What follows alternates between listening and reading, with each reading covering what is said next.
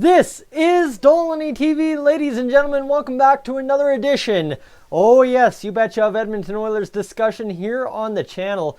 But I have to say, this is the first time I've debuted my hoodie, my new hoodie on Dolynny TV, and guys, it is absolutely sick. Love playing for the Pirates, the greasy, bestest merch on the league. Let's go. Anyway, go Pirates tonight. Big softball game tonight, and we're going to see how we end up going. However, that's not the point of the video. If you thought you're coming to discuss the Edmonton Oilers, just yell at me in the comments and me for 10 minutes talk about my Pirates hoodie. We're not doing that. No, I'd like to. Don't get me wrong. I would love to discuss how comfortable...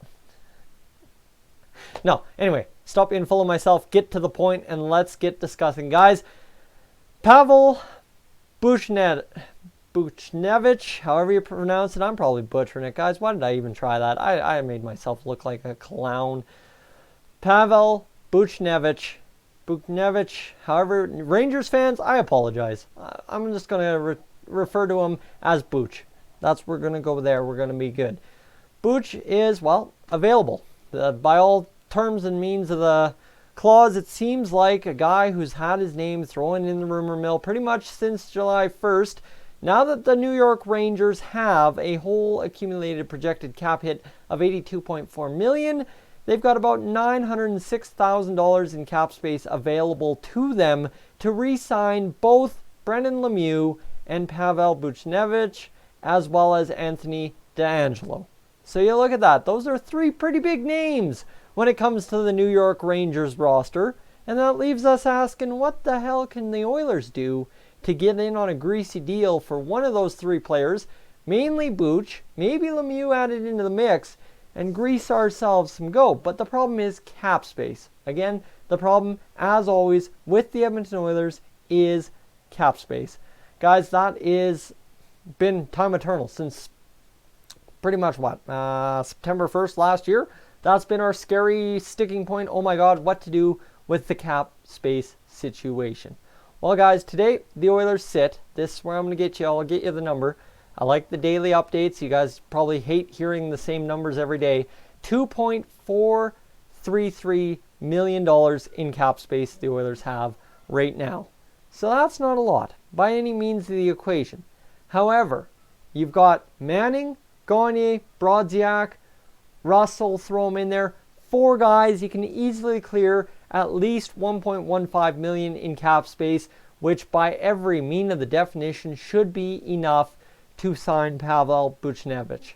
That's 100%. You should have no problem doing it for 3.5, considering what's ending up happening with the market as it stands. Now the Oilers, two ways to go about this, but I'm proposing a trade deal, trade and sign, or sign and trade, however you go about it, because for the Oilers it would make more sense to give up assets and maybe a pick and risk an offer sheet and just go around and do that whole hoopa and screw yourself kind of deal. And that's not what I want to see the Oilers do. So for 3.5, that's what you got to target Buchnevich for. So there's a couple of things you got to do right. And I mean, yes, okay, if you want a video on Kreider, I will do the same breakdown for Kreider tomorrow. 100% right now. Go in the comments, give me your thoughts. If you want Kreider, I will do Kreider tomorrow. No qualms, no questions about it. However, as it stands, Buchnevich is a little bit more attractive to me, just based on being younger, just based on a couple of theories. So Buchnevich, 24 years old, he'll be 25 by the time next season ends. And well, guys, let's get to the stats. I'll copy those down for you. I'll get those so as you can see what I'm looking at. And we'll talk a little bit about Pavel Buchnevich here in terms of 3 years in the NHL for the New York Rangers. Bang, bang. And Pavel Buchnevich. Bang. And let's go over here. No longer need the power play lines. We need to go to Oilers Talks, mailbags, and... Where are they? Where's the stats? There we go. Bang. Let's go. So Pavel Buchnevich, his stats right there. I don't know why they're so friggin' tiny. Let's get these bigger. And let's go image right there. That's Pavel Buchnevich. 3 years in the NHL from 16-17 to 18-19. 20 points. Guys, you see what I'm looking at. I don't have to explain the stats. You can read them yourself. If you're listening, it goes 20, 43, 38. The key number here is games played. 41, 74, 64. Goal scorer, yes. Assist man, yes. Power play specialist, kind of not really, yes. Kind of yes. You know what? Actually, I'll give him credit for where credit is due. And you look at this. This is the numbers I'm looking at. More than half a point per game every single season he's played, or damn near, considering his rookie year, 20 points in 41 games. So Pavel Buchnevich, guys, you look at the stats. The hitting stats went up as his career started along. The takeaways, the giveaways, even out pretty much nicely for Buchnevich. Honestly, down year, but the year previous was good. The face-off percentage, when he takes a face-off, if he needs to take one, you've got a better than 25% chance. Takes about 15 minutes on ice per game. So you're looking at, in Pavel Buchnevich, you're looking at that guy who can play with Ryan Nugent-Hopkins. You're looking at that second winger for Nuge. You've got Neil. If you choose to use him on the second line, this is your second winger for Ryan Nugent-Hopkins. Simple as that. So why?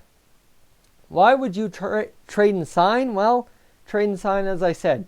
You don't want to give up the draft pick for $3.5 million. You might as well go lowest end of the barrel and try and get him for the 2.8 or whatever the thing is when it moves up to a second rounder. Obviously, Rangers will find a way. They like the kid. Problem is, money seems to be the way. I don't want to offend any fans. I don't want to get the Montreal situation going again.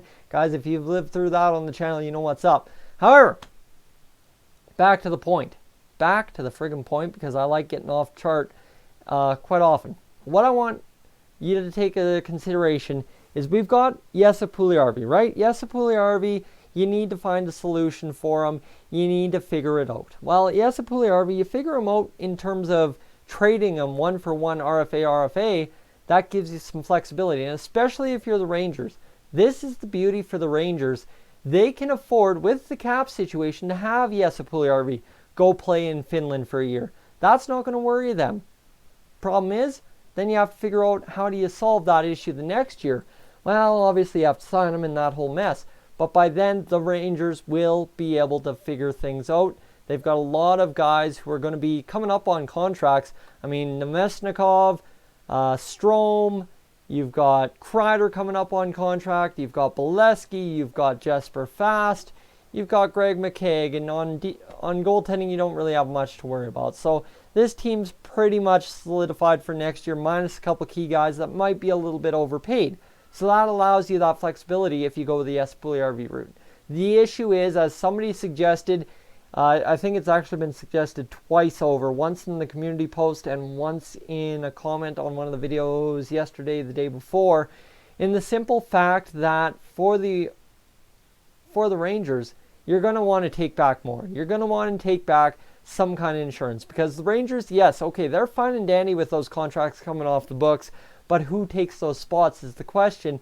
You are paying Kevin Shattenkirk $6.65 million next year and the year after. You're paying Mark Stahl $5.7 for 2 more years. You're paying Brady Shea $5.25. You're paying Brendan Smith. That's the issue right there. I mean, Rangers fans might love the guy, but $4.35 million. Don't quote me. I'm just saying I don't want to offend. But, right, that's a lot of old guys, except for Shea. He's 25. Give him a break. But that's a lot of old guys getting paid a lot of big money. You've got Trouba and Shea to lead the defense from here on out. Guys, I think the Rangers are very well on their way to trading some defensemen, either this year, deadline, whatever. So, how do you solve that issue of backlogging, getting some young blood on there? Well, as I was alluding to, has been suggested, you've got a guy in Ethan Bear. Ethan Bear, obviously, if he was going to make this Oilers roster this year, had the plan stayed with Keith Gretzky, he would have seen time in the NHL last year. He didn't.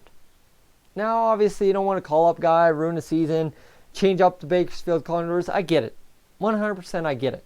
But I just, as days go on, you've got Joel Persson, you've got Evan Bouchard, you've got Caleb Jones.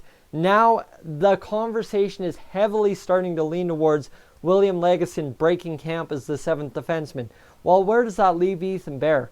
And that's the scary conundrum here. But if you use him in a trade to acquire that second line winger, in which Ryan Nugent-Hopkins has 2 bona fide scorers on his wings, guys, suddenly this dynamic of this Oilers team flips 180, and we're talking playoff contender is a term I like to use with this current Oilers team, because any team is a playoff contender if they work hard enough for it.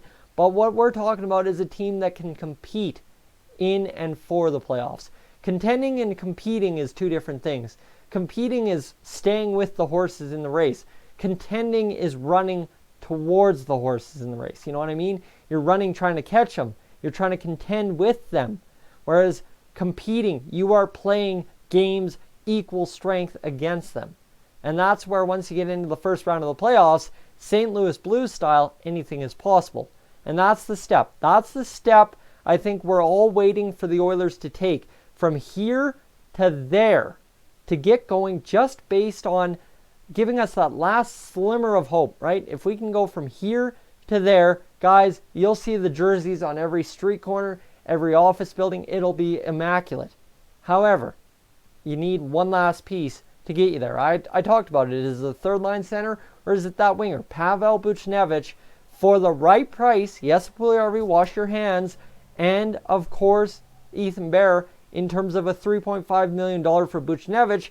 If you can deal Gagner, Manning, Brodziak, Russell, suddenly you guys have yourself... There we go. Lots to do. Guys, this is a complicated one. This is a throw it out there theory, hope it sticks kind of one. This one, like I said, the slant at Bob Stauffer and everybody in Oilers media, you throw a lot at the wall. And I'm not mentioning Bob Stauffer to slant him again. I'm saying I did that once. I don't want to do that again, but it is throwing mud at the wall half the time. That's what I do best. That's what anybody on YouTube covering sports does best. Mud, meet wall, hope it sticks. Media. However, that's essentially where there's smoke, there's fire, and that's more of it. The mud's sticking. The mud's sticking. There's something here with the Oilers maybe being in on Buchnevich. Now it's just a matter of what's the package? How do you make it work? Ken Holland gets that call. You sign him. That's the complicated nature of the business.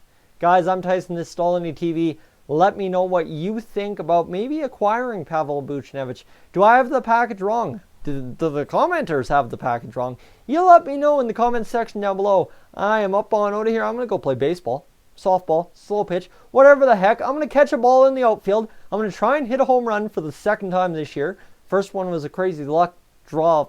Who the heck knows how I did that. But we're going to try and go do it a second time. I am up on out of here.